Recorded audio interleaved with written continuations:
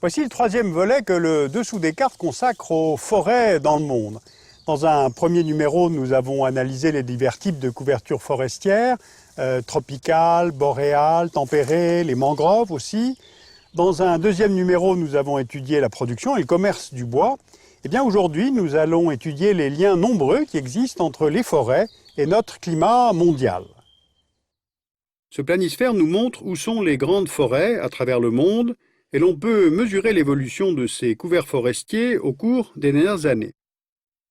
D'abord, contrairement à ce que l'on croit souvent, un pays gagne de nouvelles surfaces forestières par renouvellement naturel ou bien parce qu'il plante des arbres. Sur ces 5 dernières années, c'est le cas de certaines régions d'Europe, la Bulgarie, l'Espagne, l'Italie, la Norvège, et aussi il y a la Turquie, l'Inde, le Vietnam, la Russie, il y a les États-Unis et puis la Chine plante également beaucoup.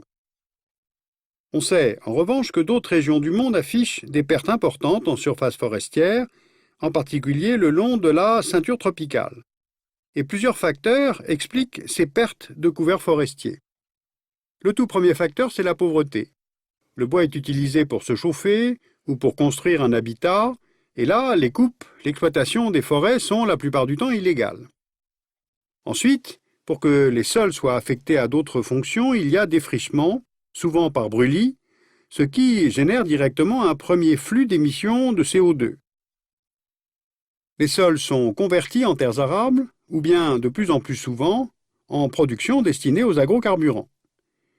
Il peut y avoir aussi conversion en pâturage pour les troupeaux, cela accroît alors les émissions de méthane, autre gaz à effet de serre émis par le bétail. Les sols servent aussi à la construction des villes ou à leur extension.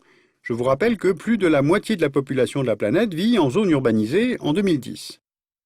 Et puis enfin, n'oublions pas aussi les incendies, la sécheresse et les insectes ravageurs. Donc, les facteurs sont nombreux. Or, un hectare de forêt, surtout avec les forêts à peuplement jeune, peut stocker 15 tonnes de CO2 par an. Donc, toutes ces pertes de couverts forestiers, avec les multiples causes que je viens d'évoquer, affectent les puits de carbone que forment les forêts.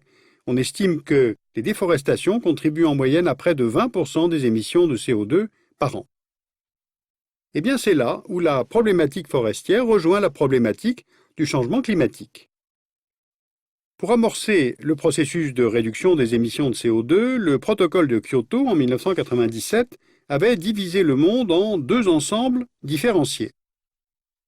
D'un côté, les économies développées de l'OCDE, plus celles des pays en transition, type Russie ou Ukraine.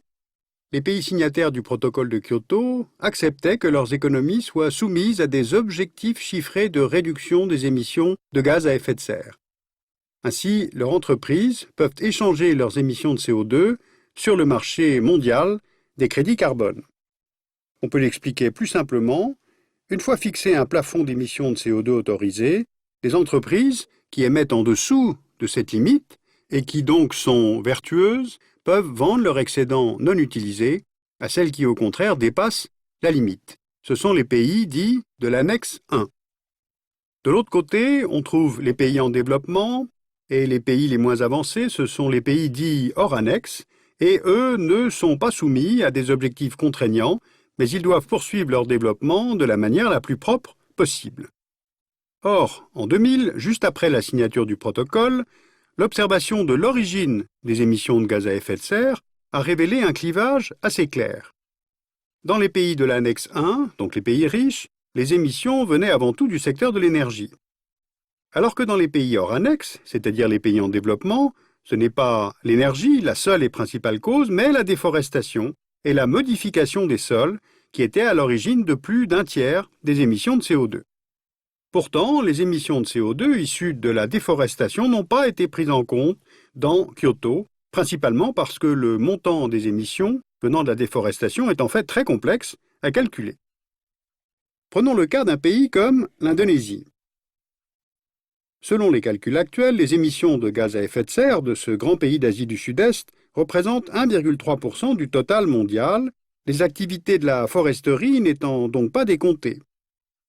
Or, en Indonésie, la déforestation est de grande ampleur, car pour faire pousser le palmier à huile, ce pays remplace les forêts primaires. Et si les émissions issues de la déforestation en Indonésie étaient prises en compte, ce pays passerait alors à 8% du total mondial des émissions annuelles de CO2. L'Indonésie représente en effet à elle seule plus de la moitié des émissions issues de la déforestation, selon le rapport du PNUD en 2008. Eh bien, en résumé, si les forêts tropicales du monde étaient un pays, ce pays se situerait tout en haut du tableau des émissions de CO2. Il est donc indispensable, tant pour les forêts que pour le climat, d'inclure la préservation des forêts dans un Kyoto 2 post-2012. La question qui se pose donc, c'est comment valoriser financièrement les services fournis par les forêts. Alors quelques initiatives se mettent en place, notamment avec ce que tente le gouvernement de l'Équateur. C'est un cas d'étude qui est très intéressant à connaître. Voici l'Équateur, c'est un pays producteur et exportateur de pétrole et membre de l'OPEP, et je vous en parle parce que dans ce petit pays se trouvent 3 champs pétroliers dont on voit la localisation sur la carte. Ce sont les champs appelés ITT, de Ishpingo, Tambococha et Tiputini. Or, ces nappes se trouvent sous le parc de Yasuni, qui est une réserve naturelle classée par l'UNESCO comme l'une des plus importantes réserves de la biosphère, et qui est aussi le lieu de vie du peuple Waorani, et notamment de certaines communautés isolées, les Tagaeri et les Taromenan. Le parc Yasuni est déjà affecté par les opérations pétrolières, mais le bloc ITT, qui détiendrait 20% des réserves pétrolières prouvées du pays, n'a pas encore été mis en exploitation. Si cela arrivait, la forêt et sa biodiversité seraient détruites et on estime que plus de 400 millions de tonnes de CO2 seraient émises dans l'atmosphère, issues de la combustion de cette énergie fossile. Alors pour éviter cela, le président équatorien Rafael Correa a proposé à la communauté internationale l'échange suivant. Il propose de ne pas exploiter le bloc ITT, c'est-à-dire de laisser le pétrole sous la terre pour que ces émissions de CO2 soient évitées, ainsi que la perte en biodiversité et le déplacement des communautés indiennes.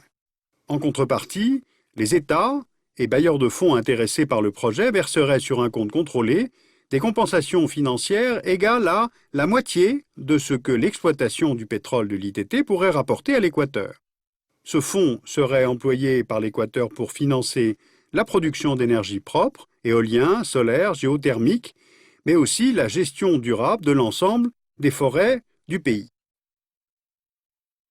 Alors certains pays ont déjà manifesté leur intérêt à cette proposition qui est très novatrice, la Suède, l'Allemagne, la Belgique, la France, l'Espagne, la Suisse, la Turquie, parce qu'il s'agit en fait d'inventer un mécanisme qui ne se limite pas à réduire les émissions de gaz à effet de serre, mais de les éviter. Le gouvernement de l'Équateur tente d'aller au-delà des négociations de Kyoto, non seulement réduire, mais ne pas émettre. Ailleurs aussi, les choses sont en train d'évoluer. À l'initiative de la Papouasie-Nouvelle-Guinée et du Costa Rica, les pays forestiers et tropicaux se sont regroupés dans une Coalition for Rainforest Nations dont vous voyez les membres sur la carte. Une organisation intergouvernementale qui cherche à donner une valeur économique aux ressources forestières. Comment parvenir à ce que gestion des forêts et développement économique cessent d'être contradictoires? Ils soutiennent notamment le mécanisme REDD pour réduction des émissions liées à la déforestation et à la dégradation forestière. Eh bien, cela consisterait à dédommager financièrement les pays qui s'engagent à réduire les émissions liées à la déforestation. En ce sens, les Nations Unies ont lancé en 2008 le programme UN REDD, qui opère actuellement dans ces pays que l'on voit sur la carte, et ce mécanisme s'inscrit dans la préparation de l'après-Kyoto, c'est-à-dire post-2012, et il fournit aux pays en développement un soutien pour faire face aux dégradations forestières. La conférence de Copenhague de décembre 2009 a proposé d'aller plus loin avec un REDD+, qui prend en compte non seulement les émissions de CO2 évitées, mais aussi la capacité de stockage de carbone des forêts, la bonne gouvernance et l'aménagement durable de ces forêts. Alors, 3 éléments à retenir.